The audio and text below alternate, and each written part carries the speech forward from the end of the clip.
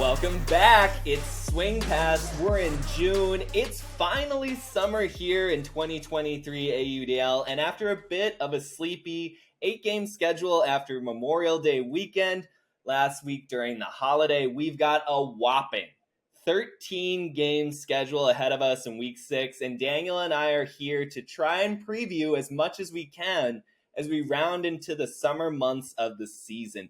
We're going to be talking about 8 games today, kind of going in roughly chronological order, starting with the big battle in the East Division. 4-0 New York taking their 19-game winning streak on the road against second place 3-0 Boston. The Glory exceeding expectations here after the first month of play. They're looking for just a gargantuan upset tomorrow night. Elsewhere, Carolina will be facing off in DC. It is a round 2 matchup this season between the Flyers and the Breeze. The Breeze, of course, winning back in week 1 in Carolina. The Flyers now riding a 3-game winning streak into week 6. They're looking for revenge on the road against a DC team who's looking to hold the edge and stay just behind New York at the head of the East Division standings. On Saturday, Chicago will get a quick rematch with Minnesota after they squared off just this past Sunday. The Union, of course, coming away with a big home win, 16-12 over Minnesota. It was their 5th in their last 6 meetings against the Wind Chill. The Wind Chill looking to bounce back at home. They still hang on to a half-game lead in first place in the Central Division and could secure a very strong hold with a win on Saturday. In the game of the week, the Flyers will be heading to their second game in Philadelphia to take on the 1-4 Phoenix. The Phoenix getting off the schneid this last weekend with a win in Pittsburgh to claim the Commonwealth Cup. Phoenix have been so close on so many occasions this season, even against the Breeze and the Empire. So facing off against a championship contender in the Flyers will be a big pedigree check for this young Philly team who's still looking for a very significant victory. Oakland will begin a major test of their mettle on the road on Saturday night in Salt Lake as they get prepared to face the 5-0 Shred, who have been living up to their namesake in front of their home crowd. They have just been so good in Zion Bank Stadium. There's something about that energy, the Shred heads, the offense, the break train that the whole Salt Lake team just buys into. The Spiders will be bringing a near full strength roster. They have a 3-1 record. They're looking as good as they have in several seasons. I wrote about it in this week's Power Rankings. This 2-game road trip for this Oakland franchise is arguably the biggest games this franchise has had since the 2015 championship run. They made the playoffs in 2017, but there weren't too many expectations behind that Spiders team. That's not the case this year. This young Spiders team has so much confidence. They've got more playmakers than they've had in nearly a decade. They're one to watch, but they're going to be going up against one of the best home teams in the league, and that's just the first leg of their doubleheader. We'll get into the other one in a second. Also on Saturday night, it's the battle of the SoCal rivals. The Los Angeles Aviators will take their 1-3 record on the road to face off against the San Diego Growlers, who have clawed back to a 2-2 record and will be returning Travis Dunn and Paul Lally to the lineup. It will be the first time in 4 games, or after 4 games, I should say, that this team will have both of their superstars active in the lineup. The Growlers have been playing with so much discipline and confidence and just kind of franchise pedigree for a perennial playoff team. They figure to carry that momentum into their home matchup, while the Aviators, they drop another game. A lot of the shine and hype of this offseason is going to look a little bit lustery, or I should say lacking its luster. And let's move into Sunday. We're going to be previewing both matchups on Sunday, starting with the one in the Central Division as the 2-2 Pittsburgh Thunderbirds look to bounce back after back-to-back losses on the road in Breeze Stevens Field against a Madison Radicals team that is reeling with an 0-3 record, unprecedented for this franchise. They just cannot catch a break. They've lost 3 games by a total of 4 goals. 2 of them coming in the final seconds of regulation. They finally activate their coach and longtime legend Pat Schreiweiss for this weekend. sure we'll touch on that. It's a big Central Division showdown for two teams who are desperately trying to stay in the playoff picture despite being just outside of it in that division. And then lastly, the second game of Oakland's back-to-back doubleheader facing off in Colorado against the 4-0 Summit. The reigning division champions look good as ever. Their defense is arguably top 3, if not top 2 in the league this year. Spiders will hope to carry some kind of energy and confidence out of Salt Lake. Possibly a win. We'll see. But that altitude and those two athletic teams in Salt Lake and Colorado are going to be such a massive check-in for where Oakland is in 2023. Those are the 8 games we're going to get to in this episode. We'll start chronologically at the top. We're going to both be giving, in dueling patterns, I should say, our takes on what it would mean for each of these teams to win the potential matchup. So, Daniel, why don't you take us away with the East Division and the New York-Boston game on Friday night? Yeah, well, first of all, credit to Boston for being undefeated through this point in the season. I don't think anyone saw that coming. The fact that this is a battle of the undefeateds between New York and Boston. I'm really excited about it. I think for New York to win this game, I'm going to be a little nuanced about it because, yes, they have won their past 2 games against Philly and DC, but those came in overtime by razor-thin margins. And I feel like, calling this a get-right game feels a little weird because they've been right for the past season plus at this point with, 19 straight wins. This would be their 20th. In a row. I just think New York needs a game where they just like silence the doubters, right? Like I think at this point they've looked human the past 2 games that they've played, and the fact that maybe their armor is starting to break down a little bit and just people's perception of them as a team.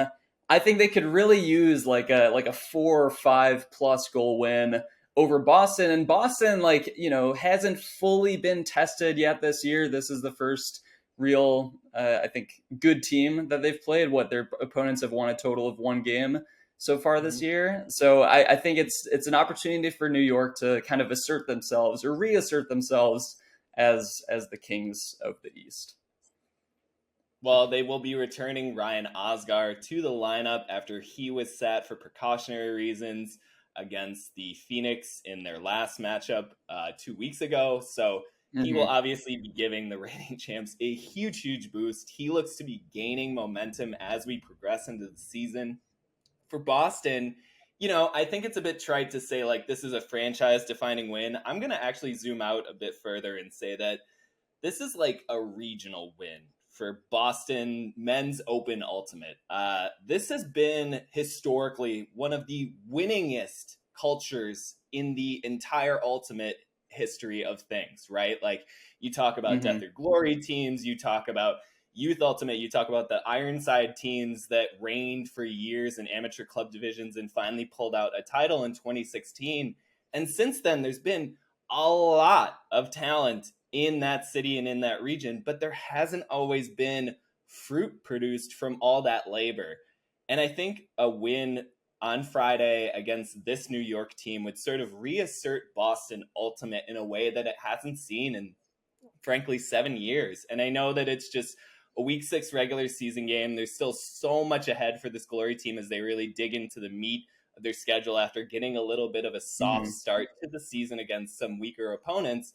So I don't want to go and say like Boston is here, they're going to beat DC and New York in the playoffs. Like I think there's still a lot to go, but I mean, a Glory win here would just, I think, redefine a lot of what we think of as the DNA, not only in this division, but like the league as a whole. Because when Boston came into this league in 2021, there was a lot of hype and they showed a lot of it right up front in those first 2 games.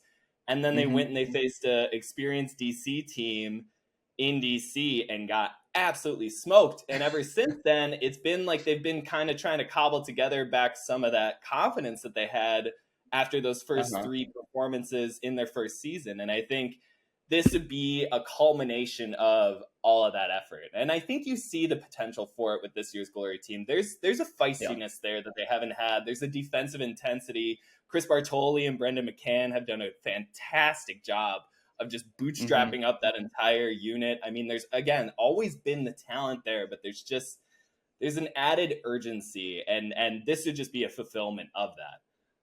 Yeah. No, I agree. It feels like Boston has their most complete team this year, or like it seems the most bought in. It seems like they're the most put together, and they have played New York close in the past. I think three of their four meetings all time have been decided by 4 goals or fewer. Unfortunately, in that last meeting last season, I think New York won like 32-18 or something like that. So there's one blowout, and it was the most recent one. But yeah, I think Boston has shown that they can play with this New York team. So we'll see what happens. Switching over to Free Friday Ultimate, Carolina at DC, which will be featured live, direct, and completely free on the league's YouTube channel on Friday night. Be sure to check that out. This will feature one of the premier matchups in the league. Number 5, Carolina in the power rankings, taking on number 3, DC. For the Flyers, not only would this be continuing their 3-game winning streak, it would also be, I think, just a complete reinvigoration of their confidence from the 2021 season, because this would be the literal exact same roadmap that they took to the title in that year, right? Like, they started off 0-2, they went on a 6-game winning streak, they got all this confidence, they played some really tough games down the stretch, losing really closely to the same DC team before, kind of reforming like Voltron, getting into their full strength selves for that postseason push, and starting with that playoff win in DC in the fall of 2021. The Flyers, of course, coming up short last year in the semifinals against the Empire. They lose the first 2 games this year. There's a little bit of, I think, questions about the completely open rotations, but in the past 3 wins, that has all kind of gone away. This looks very much like the Flyers team that we've known and respected for years. Their defense flattens teams out and just makes them play ultimate like they don't want to play. And the offense is starting to return its mojo as everyone gets back into full strength and full health. Jacob Fairfax has been on a roll this season. Anders Ljungst is back in his Rookie of the Year form from 2021 after experiencing injury last year. A win for this team against DC, I think, would be to just fully assert to both themselves and the rest of the league that this Flyers team is very much still right in that S-tier top class that I think is occupied with them, DC, New York, and Colorado right now. Salt Lake, all due respect, I think needs a win against the Summit to really push into that sphere, but getting ahead of myself, I think Carolina would really reestablish themselves as kind of their 2021 championship selves with a win over DC on the road. Yeah, no, that's very fair. I mean, in my mind, I know you have them 5th and 3rd in the power rankings. I know Atlanta's up there. I know Colorado's up there. I still view these teams as the most likely teams to take down New York if anyone's going to do it this season. So that's why I get so excited for all these meetings, because like, okay, which team has the better edge? And I think for DC, this is an opportunity. They have Jacques Nissen making his debut this week. They have pretty much their entire O-line. I know Cole Jurek is questionable, but this might be like the top line and maybe top lineup that we see for DC this season. So I think it's really an opportunity for them to just like show what their ceiling could be and why they are the team that can take down New York. And if they beat Carolina twice in the regular season series and Carolina doesn't, I mean, I expect them to come close, but honestly, like, it's these games that come down to the wire and teams' performances in the clutch that I weigh like a little bit more, especially at this point, because you know those games against New York are going to be super close. So I think like a real nail biter close win for DC is just going to be huge. And I think that's just going to propel them forward throughout the rest of the season, because I think the rest of their schedule, it's like one more New York game and that's kind of it. Like the rest of it's just East Division familiar opponents. So this is like, you know, the second to last test that they're going to get in the regular season. I think it's a great opportunity to really see what they have in their current roster.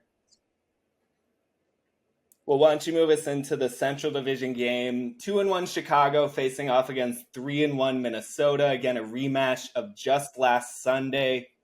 Both of these teams are kind of the prospective favorites this year to win the division. And so this is a little bit of a rubber match. this one has a little bit of extra weight, even though, again, we're still in the first half of the entire regular season schedule. It's just these two teams it's a little cliche. They don't like each other. They play each other a little bit up in intensity. And with the Union starting off last week's game with a 4-0 run and kind of quieting Minnesota right out of the gate, I think that there's going to be a little bit of extra oomph to this one. Yeah, so I think dating back to 2021, Chicago has won 7 of their 9 meetings. Minnesota's gotten exactly 1 win each of the prior 2 seasons, but of course Chicago has won the Central Division Championship each of those years too. It's tough because we're still not getting the full complete lineups from either team, so it's hard to know how things are going to play out down the stretch, and if these two teams do face each other in the playoffs, you just don't know how much weight to put on these regular season games. But yeah, I think Minnesota, they want this one. They want that one back that they've just played against Chicago. And the fact that they're coming to Minnesota, playing in front of that familiar home crowd where last time they played, home opener, just dismantled Pittsburgh, which I think caught a lot of us by surprise based on how Pittsburgh had been playing. I think Minnesota they know how to play in their environment. They're very familiar with those conditions. Chicago, this is still a very young team. So for Chicago to beat Minnesota 2 weeks in a row, I just think that clearly asserts themselves as the favorite for the Central Division this year. They've been kings the past 2 years. In their mind, it's like, why would anything be different this year? Despite all the roster turnover, despite the new faces, this is an opportunity to reassert themselves for sure. There's already been a big brother, little brother dynamic between these two teams, with Chicago's such assertion over the past 2+ seasons. And yet you're right, it kind of got reset with all of the Union departures over the offseason, Minnesota having this kind of spiritual edge, I think, with the potential of hosting championship weekend at the end of this long stretch of schedule. And so, yeah, I think it kind of got reset in some of our minds. I don't know that happened with the Union, right? Like, I think that's how Union reasserted themselves last weekend. And so for Minnesota, this is a little bit of a kitchen sink game. I know they're still in first place. I know that a win doesn't really throw them off too much, but I think just as far as how they view themselves within the pecking order of this division, to sustain losses in less than 7 days against this same Union team would be a little bit of a devastating result to deal with for Minnesota. I think that they have a lot of confidence and a lot of aspirations for making championship weekend in 2023. And I think it would really kind of capitulate them back into that space of, why does it keep happening when we're the front runner favorites that we can't quite clinch this, right? And I think a win would really put a lot of that doubt out of mind, especially with not necessarily their full strength lineup. Abe Coffin is questionable still for his second straight week. He didn't play last week. Will Brandt and Jason Sheeta, who have been so important to this team's offense, will not be active in week 6. And so it will be up to the activation of Paul Krennic, making his 2023 debut, as well as the continued play of Josh Klain, Brian Vanuka. Marco Dregny returns to the lineup this weekend after not playing last weekend. He's been really, really good as that kind of finishing receiver option for them in their offensive sets. I think Minnesota needs to win this game, but they need to win it with their offense. I think that they need to stop having all of these questions around, we have the talent, we kind of have this system, but week to week, our results vary so much. I mean, they scored 12 goals last game. I know they were missing people, but that was not a talent or personnel reason why they scored so few, right? Like, that was that was something to do with execution and the mental state of things. And so I think for Minnesota, it's about sort of like what you were saying with New York. They've got to win, but they've got to win, I think, a little bit convincingly. I think the Union just have so much mojo in this matchup. You got to kind of hit them in the face if you're the wind chill playing at home. I think you got to kind of finally have one here where you say, no, it is the post-Pavel era. Welcome to it, right? Like, right. They do need to officially welcome to Chicago to the post-Pavel era. I agree with that. Yeah. Also, And Quinn Snyder is another but I name don't that know they if did you not can. have. Like, I don't know if you can right now. Like, I was really impressed with, I don't love using terms like this, but the moxie of Chicago last weekend. They didn't win two clean games. They played two rock fights, but they brought big rocks, right? And I like Mhm. that in the Central Division. There's gonna be rock fights, and sometimes you do just need to kind of dig in and go at it. And this Union team definitely has that. They definitely have that confidence and their pride and the execution and their systems where they can kind of just outwork you if that's the game you want to play.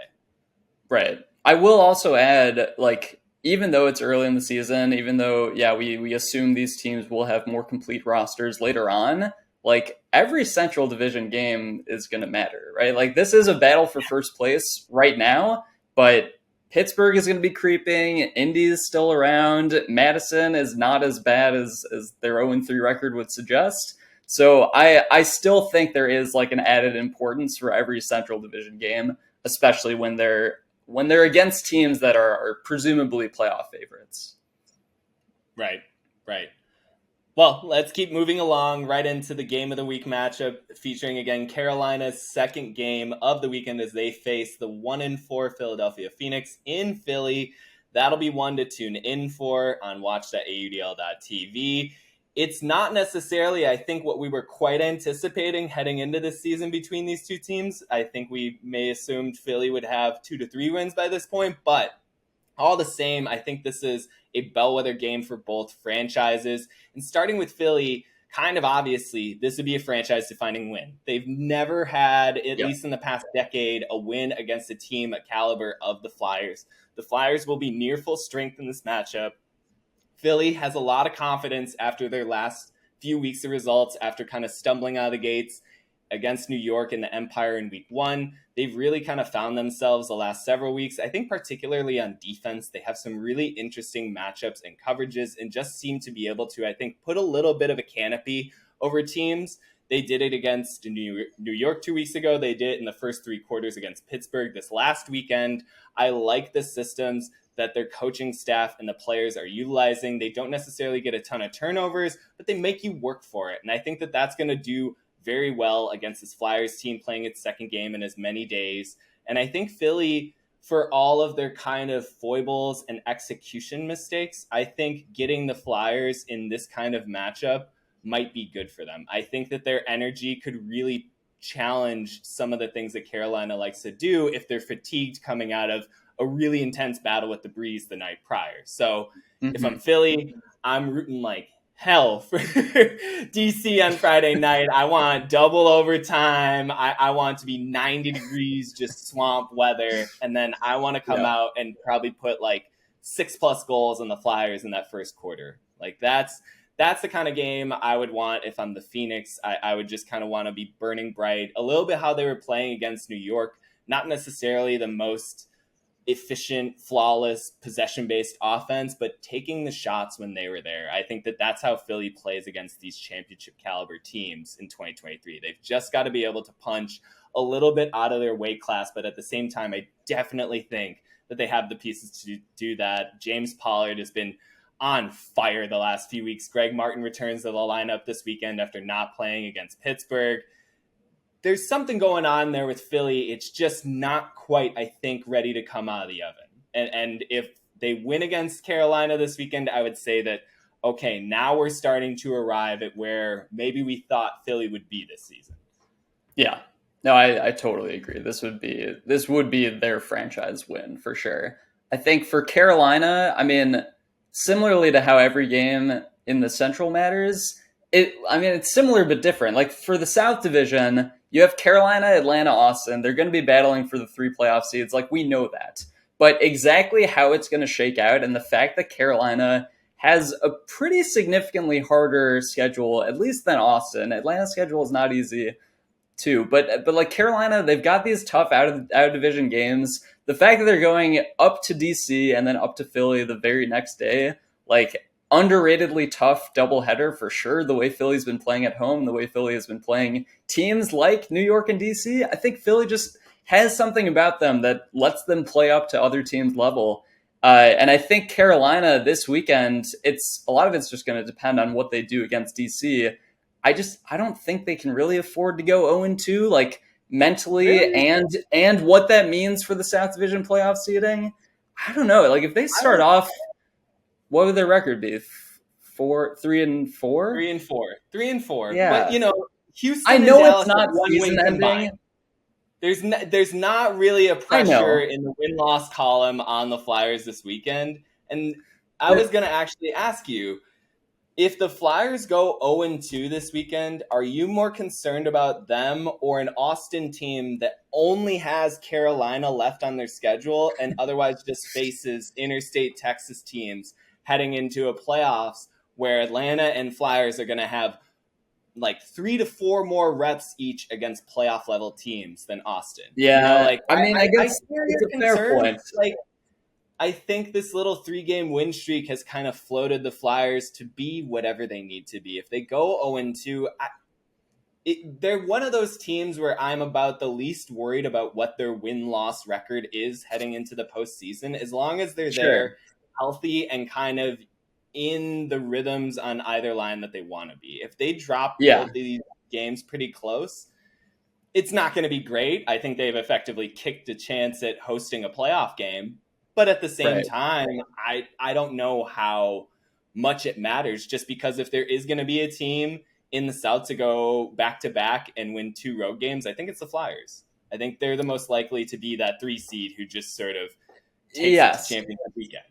Yeah, I don't disagree. I think just as far as the mental reset that would need to happen, like yes, there is some more runway leading up to the playoffs where they're going to get games against Atlanta. It's 2 more regular season meetings, right? And then they also will go to Austin at some point too. Like they will have enough time to kind of like right the ship, but it's just not. I don't think it's the spot they want to be in, regardless of what it means for playoff seedings, just where they are mentally as a team, like the way that they have now been slowly building after the 0-2 start. I think the best thing is just to kind of keep that momentum gradually rising. So an 0-2 road trip would kind of just like it's the reset button for their season, right? Like then it's like, okay, now it's all right. We got 2 games against Atlanta, 1 more game against Austin. Like those are the games we need to like propel us into the postseason rather than having this like season long runway. You know what I mean? Yeah. And at the same time, I think what's absolutely in play now and could be a potential reality is a 5-7 Flyers team taking the 3 seed in the South, winning games at Austin, at Atlanta, and then facing off against potentially New York for the 3rd straight year at championship weekend in an opening semifinals match. Well, I should say 3rd straight matchup, but 2nd time in a row they faced off in the semifinals. They played in the championship game in 2021, but it wouldn't totally surprise me to see a 5-7 Flyers team all of a sudden ending up in the semifinals. Like that is absolutely the approach that I think Carolina has been taking to this season. They've just got, I think, so many new pieces to work in, and just kind of a little bit culture shift from where they've been the past 2 years, with some of the obviously franchise cornerstones retiring and some of the injuries that they've been going through. They still haven't seen Eric Taylor on the field this year, like that's why I'm not really concerned with the Flyers win-loss records, given where Dallas and Houston are right now. Like this is a team that's arguably not had its best player and like a top 8-10 player in this league for its entire run so far. Won't have them this weekend. So yeah, I will say I'd be very surprised if they go 0-2 this weekend. They're bringing a great roster. Like this is one of their best rosters of the season. They've got Liam Sturls-Bose, Saul Yannick, Gucho Hannes. Like all their throwers are available, and the only other game that happened was when they hosted Atlanta and beat them by like 5 or 6. So I'm not too worried about this Carolina team. But that being said, if this iteration of their roster did drop both games to DC and Philly, it's a bit of a red flag for me. But I get what you're saying. We can't worry about Carolina ever is really the truth of the matter. Yeah, they're like top 3 least worryable teams for me. Right. Again, in terms of their win-loss record. If they get into the postseason, they're dangerous. They might be number 1. They're the Spurs, honestly, they might be number 1. And I think it's because of 2021 when they dropped 2 games and then just proved everyone wrong anyway. Mm-hmm. Well, let's move out west. Oakland at Salt Lake, 3-1 Spiders facing off against the 5-0 first place Shred. First time these two teams are meeting this. Or no, I'm sorry. They played 2 weeks ago. Salt Lake coming away with the win in Overtime. Oakland, pulling away at the very end. Spiders had a chance to win that game. Had some very unfortunate red zone mistakes that gifted the disc back to Salt Lake. Salt Lake has been taking advantage of their opportunities in close matchups this season. But overall, at home, this is one of those kind of blowout watch scenarios where if the Spiders don't keep things close early, Salt Lake loves to just open it wide up in that first quarter and kind of go on a 3 or 4 break goal run. I think the Spiders obviously have the offensive pieces to accomplish that, but I want to see them put that into execution. They're 3-1, but some of those wins coming by some pretty close margins and potentially because of their opponent's mistakes and not necessarily the Spiders' own execution. This is a very young Spiders team still looking to kind of find itself. And this weekend, boy, are they going to learn if they're there yet or not. But for home team Salt Lake, I think as much as this game does matter for them, improving to 6-0 is still a little bit of fool's gold because I think for the Shred, as impressive as they look, it's not really going to matter until they face off against the Summit. There's just too much of a bind between those two teams after how they played in 2022. So I think for Salt Lake in this game, they've got to assert themselves as a clear number 2 team in this division, or I should say top 2 team, right? They're in first place. Sure. All due respect to them. They're 5-0. They have the most wins in the league. They've earned it. They need to come out and win this game like they have been winning games in Zion Bank Stadium. They need to win this game going away from the Spiders. They need to show that they aren't close to kind of the bit of the rabble that's forming in the mid-tier of the West Division this year, right? Like, I think they need to sort of assert themselves how they did last year of it being kind of the top 2 of Colorado and Salt Lake and sort of everything else. Yeah, no, that's totally fair. I think for Oakland, their big doubleheader road trip wins against Portland and Seattle, to me, I mean, granted, the Portland game was, again, one of those super close nail biters that required a Portland drop to tie it up at the end of the game in order for Oakland to win. They won by 4 against Seattle. It was a little more comfortable. But to me, those wins were like, okay, Oakland was already looking good in their first 2 games. Then they go 2-0 on the road. Okay, they are like firmly in this middle tier of the West Division, a playoff contender for sure. Like, I don't know if I favor LA over them like I did at the beginning of the season anymore. For them to get a win this weekend, either against Salt Lake or Colorado, there's just like, as far as the difficulty of any doubleheader road trip in the league goes, it's pretty much Atlanta, Carolina, and Salt Lake, Colorado. It's like the top of the list, the toughest challenges. And for Salt Lake and Colorado, it's like fully driven by not just the talent of the teams, but like those venues and the home crowds they bring out. They're always getting like 1,000+ people at those games. There's like a clear energy every time they play. And we've just seen Salt Lake in particular just put on these absolute blowout performances where they put up 30+ points. I think they did that 3 times last season. We haven't seen the 30 yet this season. They did put up 28 in their home opener against Seattle. But if Oakland can somehow overcome that Shred home energy, then that, like, I would perceive Oakland entirely differently to how I'm perceiving them now. Where I'm like, they've been nice playoff contender. If they can get this win, like, absolutely, they can challenge both Salt Lake and Colorado. And kind of on the flip side of that, and I don't know if you would agree with this, but if Salt Lake were to lose this matchup, again, I don't know how much that would mean, right? Given that they're already 5-0, given that I think they gauge themselves off of how they play the Summit, and they still have another 2 weeks, I believe, until they get their first crack at Colorado. But might be next week. I do think it is a little bit of again, like a mojo thing. I don't always want to make this about like confidence, the sort of but it is like a mental thing.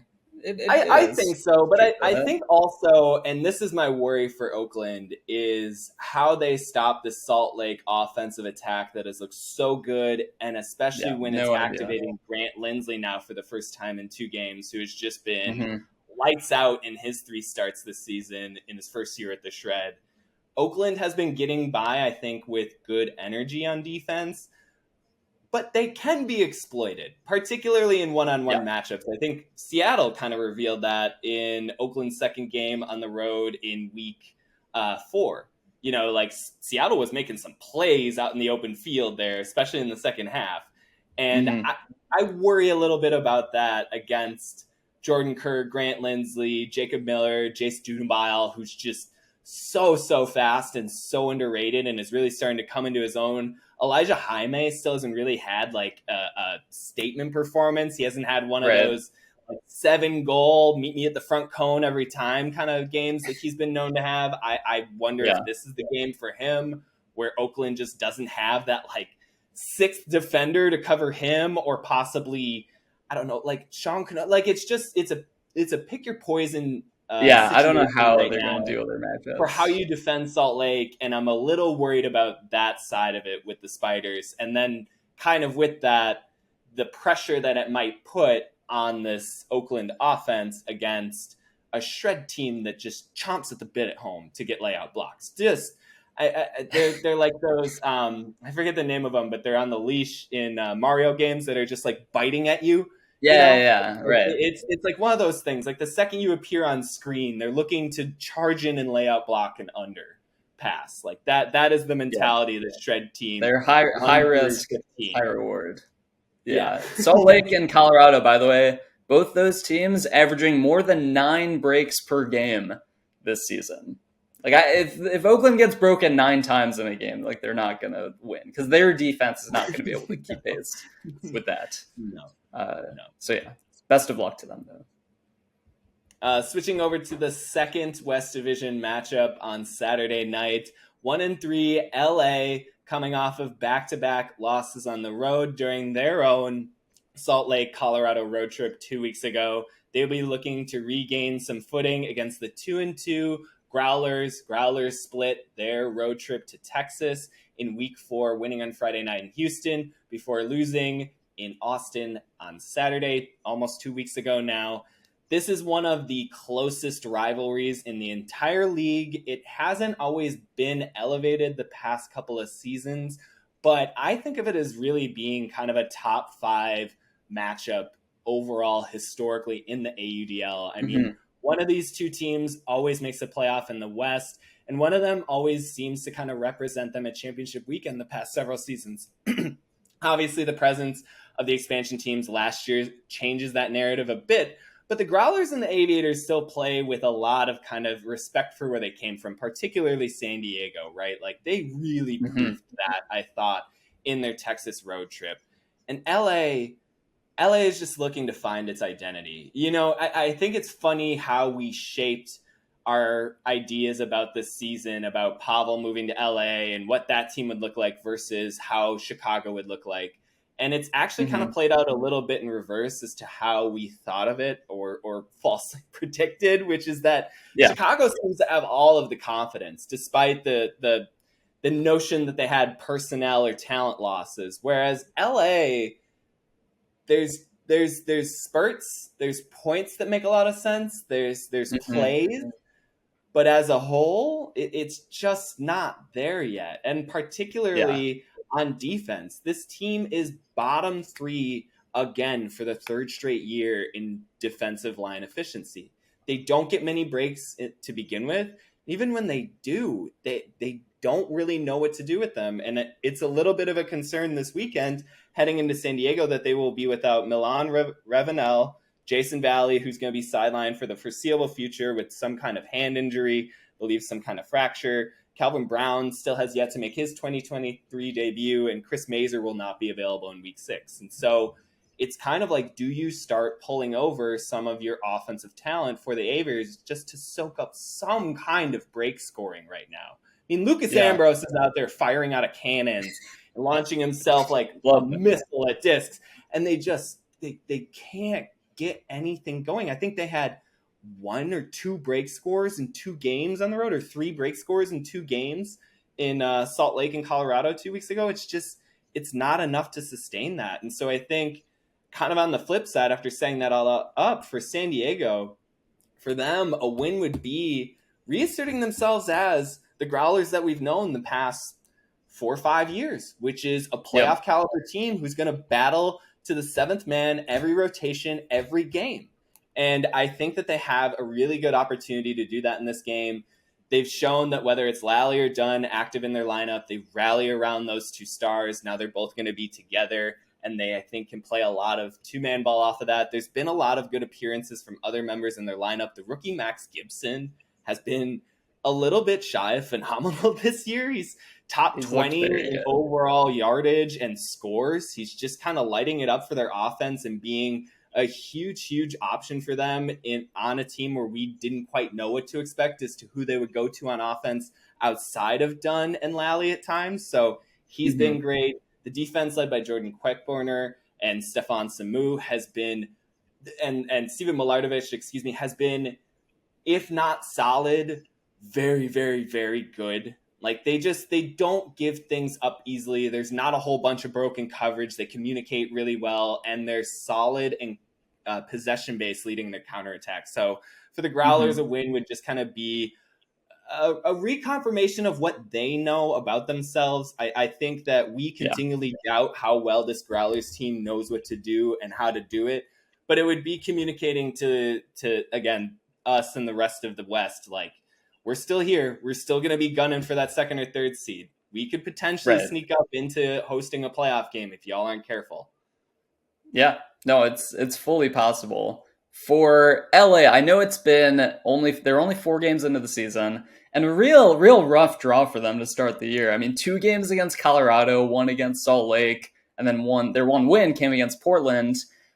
I don't know that we were ever, I mean, probably to some extent, we were questioning whether they could like overcome Salt Lake and Colorado, but I think we firmly had them in the playoff race. Maybe they've been a little disappointing in those games, but this game feels like a must win just in terms of like meeting expectations for the season, right? Like we view them as the team that is better than San Diego, better than Oakland. Like they need to like put away these other playoff contenders and really assert themselves that they belong in the playoff conversation in the West. And it's going to be tough because, like you said, their D-line has really not been giving their offense much help in terms of like building leads or protecting leads. And their O-line is still very clearly like figuring things out. Like they are not in their peak form at all right now. And we figured there'd be some growing pains with the integration of Pablo most notably. But yeah, I think it's maybe taken them a bit longer to figure out, or maybe we've seen them unfortunately play against these like really well put together Colorado and Salt Lake teams that have just been building for the last season plus. Like it's a really tough opening slate for LA, but this game is like if they win, you know, they'll be right back on track. I think our perception of them will be no longer like, oh, they're just failing to meet all of our expectations. I think we'll start considering them a playoff contender once again, but it very much feels like a must win as much as it can in week 6 of the season. The don't make Adam and Daniel look stupid for how much we talked about LA all off season. Must win game for the A's. It's got to be worth something. Yeah, absolutely. No, I again, like, you look at this Aviators team and they are stronger, I think, just in an eye test way than they have been the past 2 years. I think the bones are there, but I think that's part of my frustration, right? It's like, it's not just that they're 1-3. It's like 3 of these losses are by barely scoring 14 goals. Like, I didn't quite expect that level of power. Scoring has just been an issue. But they've been playing these top defenses, so it's like how much. And I was about to say, like, it's facing off against bombing squads in the Shred and the Summit. Like, those teams are 2 of the best takeaway teams in the entire league, and some of that is for the style in the West, but it's also because they have a lot of really athletic playmakers, right? And they're both elevated from last year too. So like, yeah, LA is probably a better team than they were last year, but Salt Lake and Colorado just look like in an entirely different level than the rest of the West Division right now. Well, Growlers might say not so fast, but Let's move into the final bracket of games we'll be covering. The Sunday matchups, starting with the Central Division Showdown, first of the year, or I should say, it's not first of the year at all. The second meeting between Pittsburgh and Madison. Pittsburgh, of course, coming away with the walk-off buzzer beater in week 1 at home, thanks to Max Shepard's Sky over a pack of Radicals. That set off a 2-game win streak for the Thunderbirds, who have kind of backslid in their last 2 matchups, falling again by 14 goals at Minnesota 2 weeks ago before tripping up at home this past weekend against the Phoenix. They're looking to kind of reestablish that little bit of mojo that they started the season with. And on the flip side, 0-3 Madison, it's full-on panic time. There's just got to be some kind of back against the wall confirmation for this Madison team. It's time to put Pat Trowise in the lineup, is it not? He's been assistant coaching. I love during the broadcast too. I think there was like a timeout that he was in the huddle, like talking to the line that was out there, and Evan made some comments like, I don't know, like that used to be him in the huddle, or like he wishes he could be in the huddle playing on the field. It's just time for him to take matters into his own hands, right? Like he is one of the best offensive players in Madison Radicals history.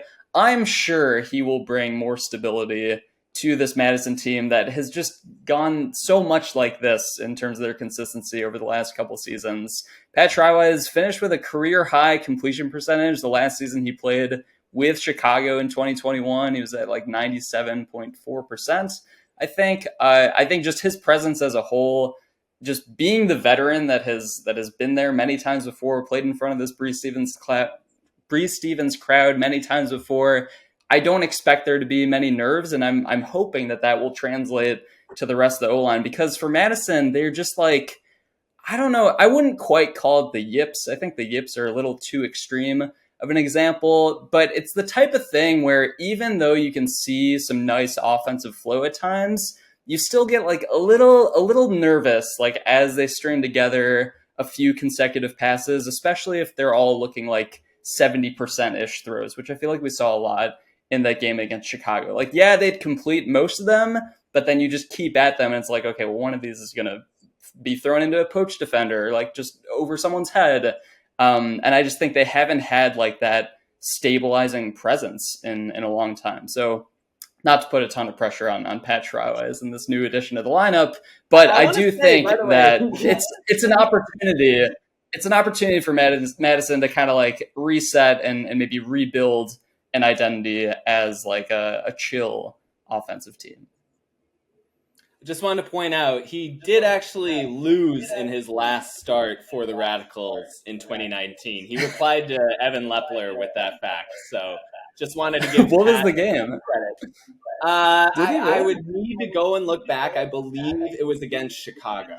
I believe it was the game where Raider had a couple of interceptions late in the game, and I believe even one of them was on kind of a high-release Trowise throw. So neither here nor there. In 2021, as you pointed out, he looked like one of the best players on the Union offense that pushed all the way to a semifinals overtime game against the eventual champion Flyers. He figures to be a stabilizing piece for this Madison Radicals offense that just needs one other, I think, calm down piece, right? Like Victor Luo is fantastic at being an engine.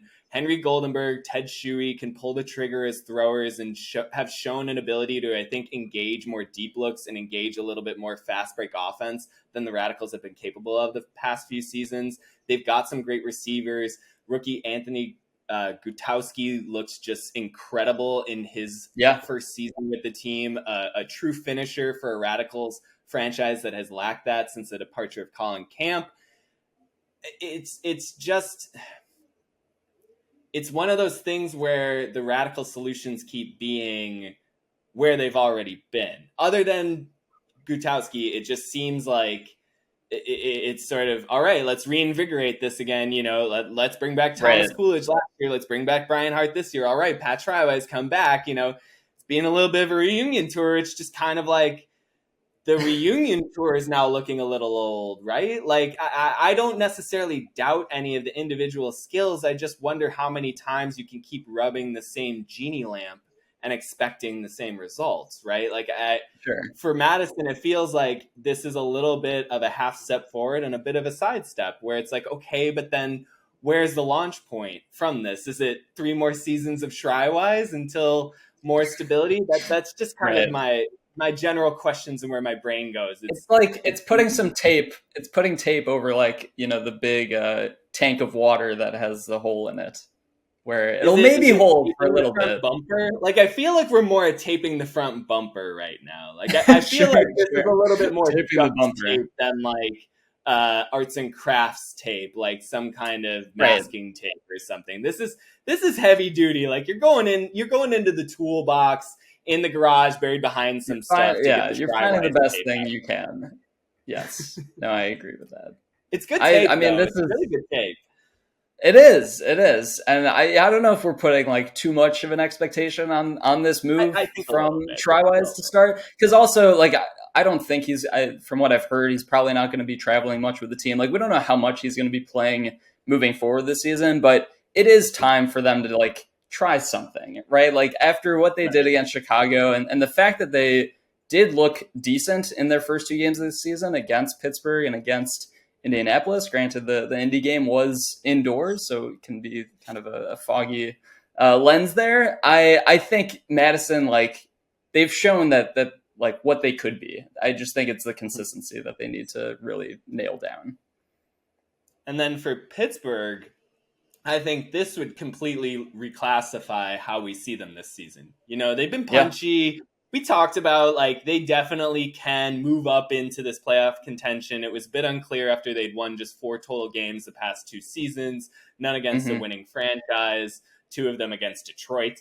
There's been questions about the T-Birds, but Max Shepard is playing as good of ultimate as he's ever played. Their throwing seems to have improved this year. Clint McSherry, who hasn't been active during the team's 2 losses, will be returning to the backfield for this game.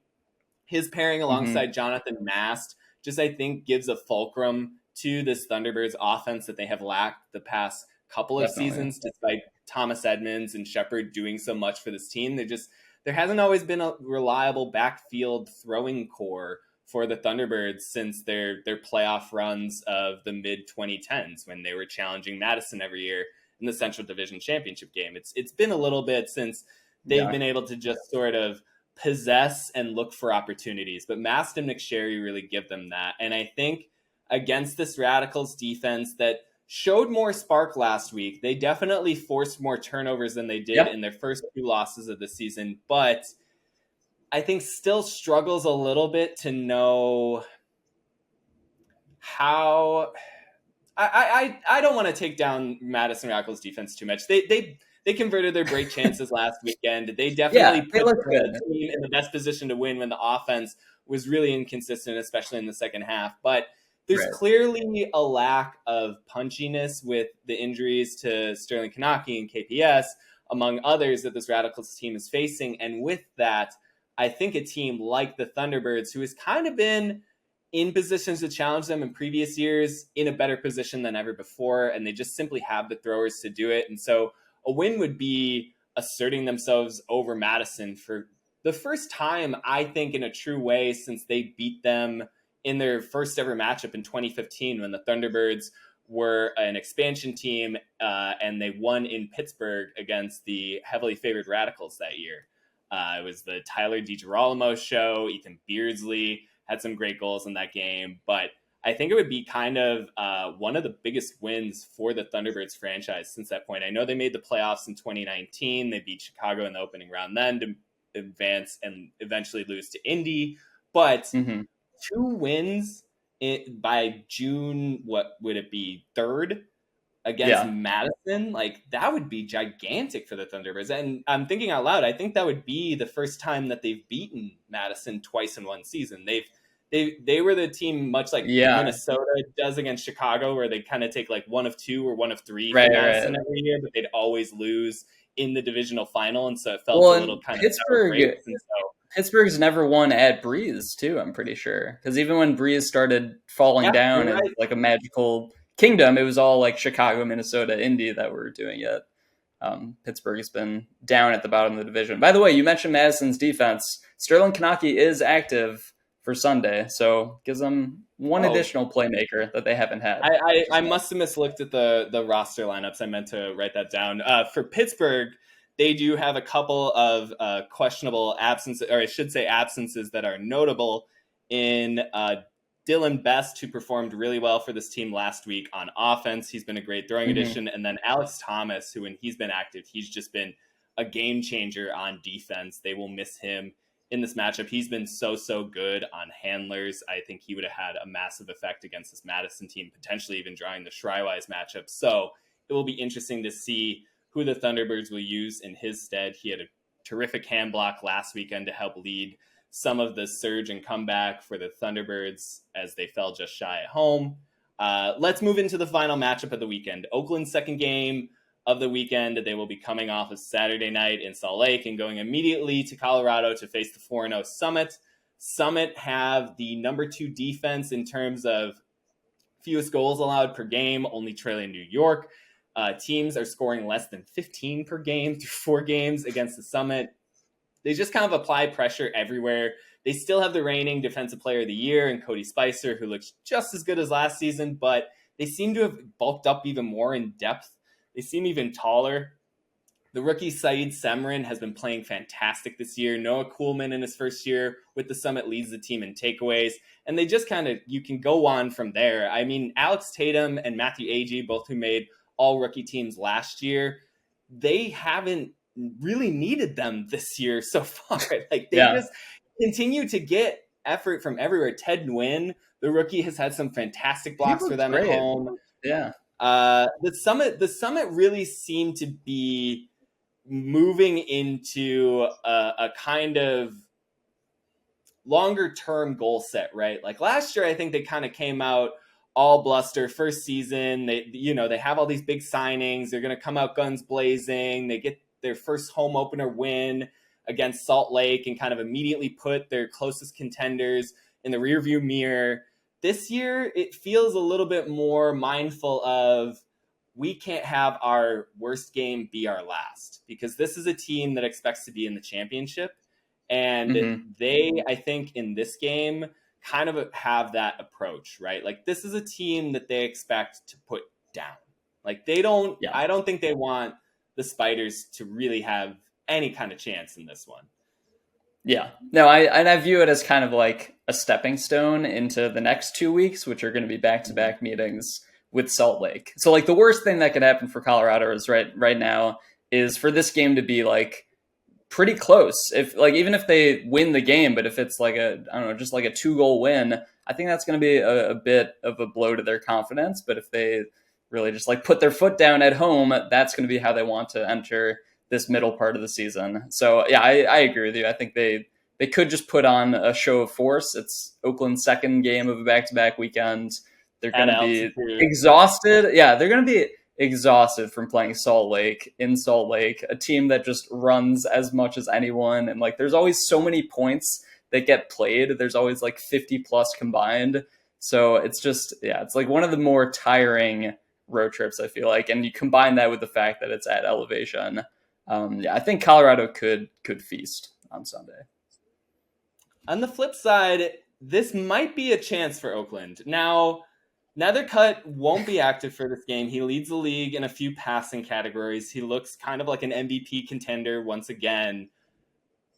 As good as he's been, I'm not too worried about the Colorado offense without him. I mean, they still have Alex Atkins, who played a very diminished role in his first game coming back from injury 2 weeks ago. He'll probably take on a larger volume in this game with the absence of Nethercutt.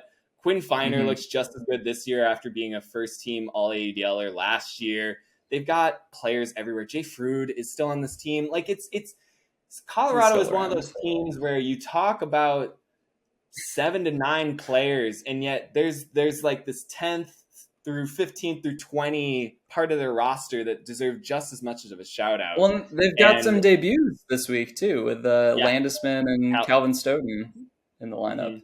So Right. So yeah, they lose Nethercutt. They gain Danny Landesman, who closed out last season, completing like 40 passes a game at a very 97% solid clip handler. to Yeah, close out the regular season. Calvin Stoughton figures to be in the Rookie of the Year conversation. He's going to be a wide receiver one prototype. So again, Oakland just going to have their hands full. And similar to their first matchup of the weekend, again, I think it's going to come down to defense. For as good as the Spiders' offense has been and kind of been the talisman for how this team wants to play, I think the true success of that, the team will kind of cliche be the defense, how they perform in limiting opposing attacks. And right now, jury's a little out on the Spiders. And I think facing off against an offense of the caliber of Colorado will be, I know we just keep using this word with Oakland this weekend, a true test.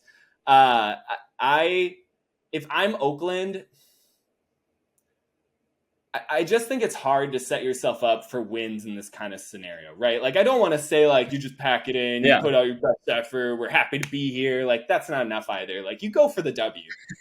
I think you try to, it's sort of like the flip of what you were saying. Like, you keep this game close. You remind them that, hey, we just came off of one of the toughest tests in the league. We're still here tonight. We're still ready to take you on. We're not going anywhere. And I think that would be a really big confirmation for a Spiders team. And even if they go 0-2, like their 2-0 road trip, I think really patted themselves well for this daunting task, because they could lose both these games and still be 3-2 and still in pole position for that third spot, that third and final playoff spot in the West. So I'm not. There's not much pressure on them, which is nice, because LA just lost both their games in that road trip. So it's I think for Oakland, to me, it seems between them. Yeah, I was just gonna say, I think for Oakland, it's really a test of what is our ceiling. There's kind of almost no expectations in a way. I know we started by saying these are the two biggest games in this franchise's history in nearly a decade, but at the same time, it's like because of that, it should be approached with a certain kind of levity. Like, hey, we earned finally the opportunity to play in these important games. Let's go out there and show them what we can do. And I think the Spiders have that kind of energy. Like, I think if they do find the wavelength that exists on, Oakland could be a team that really seizes and catches fire. And who knows, maybe they get a split. Who knows, if they win on Saturday in Salt Lake, that Sunday matchup in Colorado is it sets up well. Must see. Like that will really tune up the intrigue on a Spiders team that already had a bunch heading into 2023. But that'll do it for this massive preview episode. We didn't even get to 5 other games that are happening in Week 6 slate. Again, there will be 13 games, all available on watch.audl.tv. Check out the audl.com for other preview articles and coverage. We'll be back with you in just a couple of days to recap all of the action. Well, most of it, but we'll get to the good stuff. Thank you so much for tuning in. We'll see you soon. Bye now.